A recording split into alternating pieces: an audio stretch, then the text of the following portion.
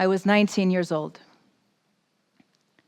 I walked into my parents' kitchen, and I noticed my mom and dad standing in the middle of the kitchen, pale-faced. "Dad, what's wrong? Who died?" "Nobody died, Christina." "Then what? What's wrong?" "Dr. Martin just called." "And? What did he say?" "Christina, come inside the house. Just please tell me what he said." My mom walks over to me, and she says, "He said you have pancreatic cancer and 6 months to live."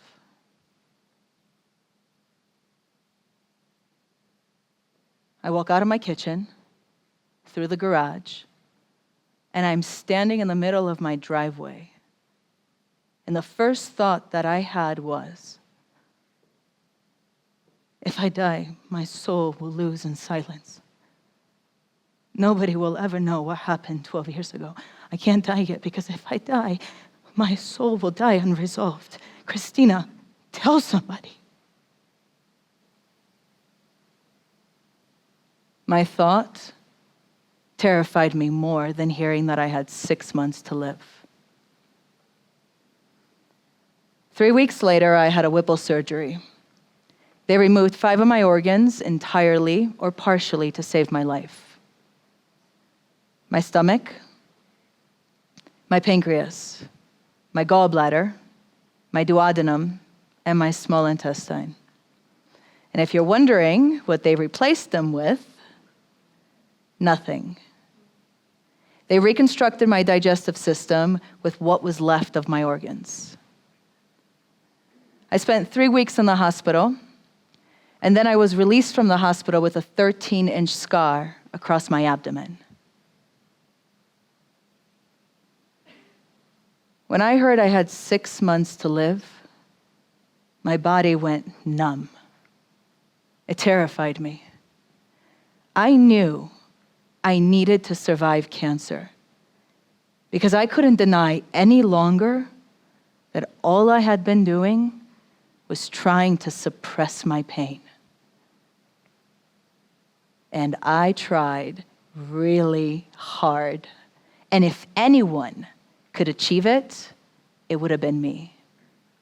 Because I had done such an impeccable job of becoming somebody else, becoming the imprint of all the trauma I was avoiding, becoming the woman that made you laugh so you would like me, becoming the woman that asked you a million questions about yourself so you would never have the opportunity to ask me any questions about me, becoming a fierce athlete so I could have a place to release my rage appropriately. And you wouldn't ask, why is she so angry? Oh, she's not angry. She's athletic. She's strong. I like her. Did you see those 3 goals she scored today on the soccer field? Becoming the woman that was defensive. Don't get too close to me. What do you want? Becoming the woman that had it all under control. Because control was how I knew or how I told myself, I am okay. I'm safe.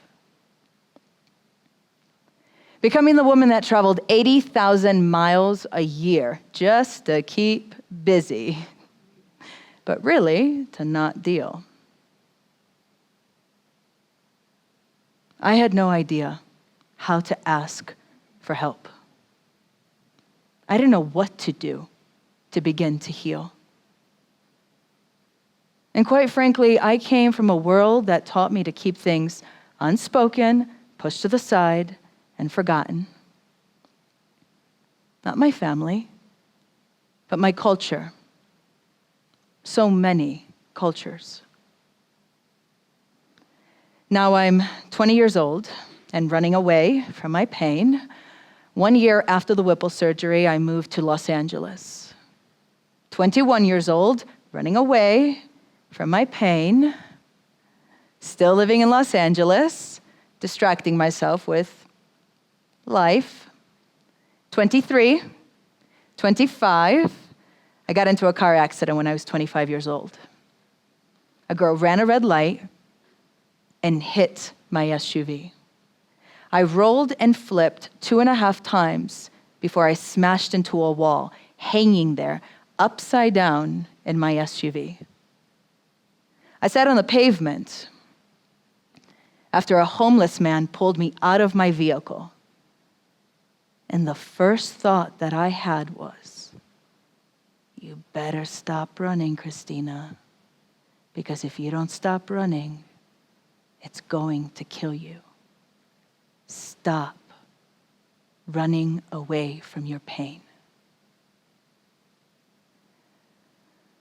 The police officer asked me for my name, and I replied, nothing can kill me, officer, because I can't die yet. I can't die with an unresolved soul. And I sat there on the curb, on the corner of Sunset Boulevard and Cahuenga. That was the moment I committed to healing myself.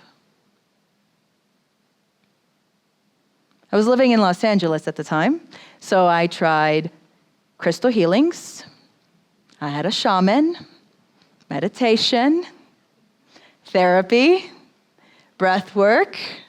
I read every single Hay House self-help book I could practically get my hands on, trying to understand how trauma works, how the mind works. I would listen to philosophers on YouTube. Writing. I did a lot of writing. And when I started to become more loving and compassionate with myself, I started to do this thing with my brain. Every time I had a negative thought come into my mind, I would ask, why? What was that? No, why did you have that thought? Okay, but why, Christina? I kept asking why. I wanted to understand myself. So I questioned my triggers to understand myself. Healing. Rebirthing yourself. It's awful. It's painful. It was gut-wrenching. And I had to be okay with being in the gut-wrenching phase indefinitely. Now, I wish I could tell you that I stopped my life and went to live on a mountaintop, with Wi-Fi, of course, and healed myself. But I can't. I had to keep living while I was healing myself. I went to school. I got a master's degree. I was living in London at the time, where I studied theater. I had a job. I supported myself. I was pursuing a career as an artist, and I focused intensely on healing. It took a long time, years, to discover my true identity. Dare I say a decade, to quiet my inner voice, to feel inner peace.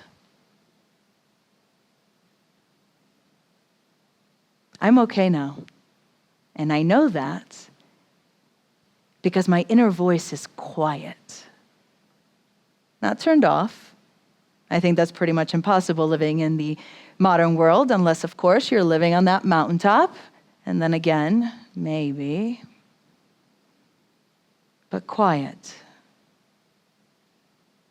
And I have fallen in love with the process of healing. It excites me. I love that I have the choice to grow. I have the choice to discover more of my potential. Being cornered by cancer, being flipped upside down in a car accident, yes. did force me to see myself. What do people do who don't have these life-changing events in their life? I think it's harder for them. Cancer forced me to see that I was living dead alive. But I don't think you need to have a crisis in your life. I don't think you need to have cancer or a medical scare. I don't think you need to have your life threatened to have an epiphany about the things that keep you up at night. They keep you up at night. That is enough to know what is unresolved within you. I was honest with myself in that moment, sitting on that curb in Los Angeles. I had to learn to become compassionate with myself, and I struggled a lot with that. And I had to be brave to see myself. I believe that humans, in the silence of their own thoughts, with themselves, will admit the truth to themselves. But will they do anything about it? It wasn't death that I feared. It was life. Mortality is the excuse to avoiding life because living is so out of our control.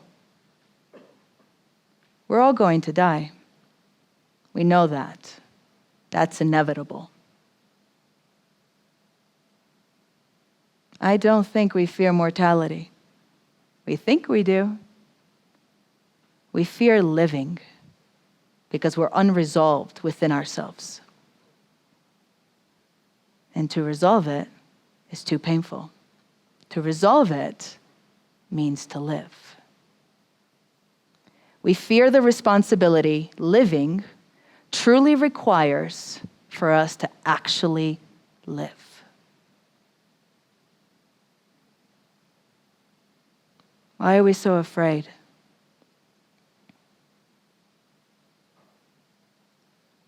Why are we so afraid of resolving ourselves? I was afraid that if I showed you my pain, if I stopped being an impressive athlete, if I stopped making you laugh, if I showed you that I was fragmented, that you wouldn't like me, that I wouldn't belong, that I would disappoint you or hurt your feelings if I decided to renegotiate the relationship.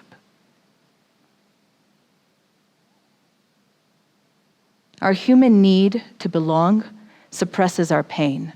It empowers our fear to not deal. But in not dealing, we sacrifice belonging to ourselves, which is the truest form of belonging anyway. We sacrifice disappointing ourselves, and we know it. It keeps us up at night.